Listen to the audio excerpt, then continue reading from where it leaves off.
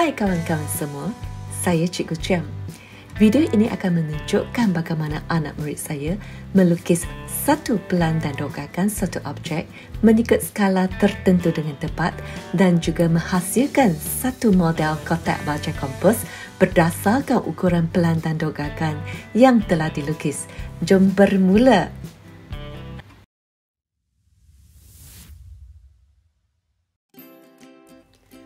Tugasan yang saya beri kepada murid ialah menghasilkan model kotak baja kompos dengan menggunakan perisian komputer.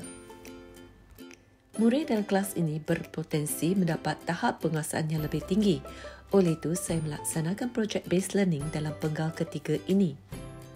Saya mulakan kelas saya dengan aktiviti set induksi seperti mencari bayang-bayang suatu objek. Murid-murid diberi arahan mencari bayang-bayang suatu objek dari pelbagai sudut seperti pandang atas, pandang sisi dan pandang depan. Seterusnya, guru memberi penjelasan mencari ukuran sisi suatu objek. Murid-murid seterusnya membuat lakaran pelan, lakaran pandangan depan dan juga lakaran pandangan sisi suatu objek dengan menggunakan skala yang betul. Guru juga menjelaskan prosedur pelaksanaan dengan lengkap.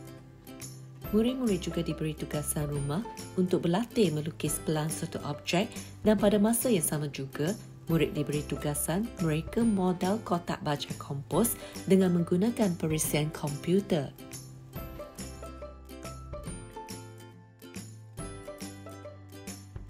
Melalui projek based learning ini, bakat guru muda dicungkil dan guru-guru muda ini membantu murid-murid yang lain.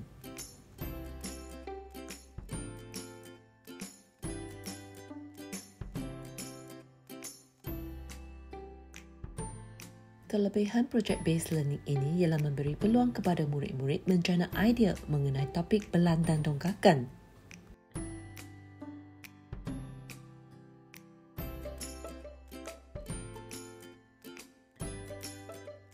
Melalui projek based learning ini juga, murid terlibat dalam penyelesaian masalah, membina pengenalan sendiri dan menghasilkan produk yang lebih realistik.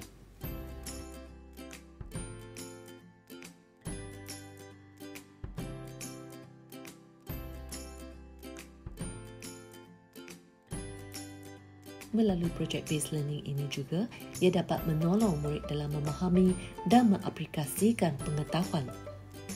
Projek ini dapat menarik minat dan memotivasikan murid yang kurang menumpukan perhatian dalam proses pengajaran dan pembelajaran. Pembelajar berasaskan projek ini juga dapat memenuhi keperluan murid yang mempunyai tahap pembelajaran dan gaya pembelajaran yang berbeza. Murid-murid juga diberi aktiviti kumpulan untuk membina model kotak baja kompos.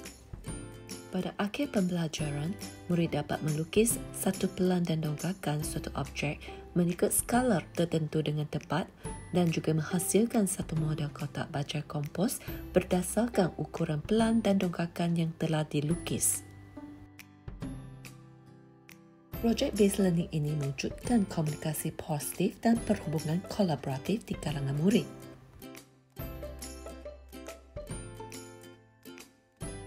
Murid melaksanakan tugasan ini dalam kumpulan dan seterusnya murid membuat pembentangan di akhir projek untuk mendemonstrasikan apa yang telah dipelajarinya.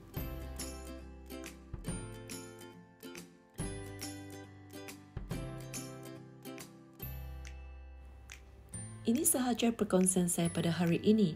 Semoga perkongsian saya dapat memberi manfaat kepada semua. Sekian sahaja, terima kasih.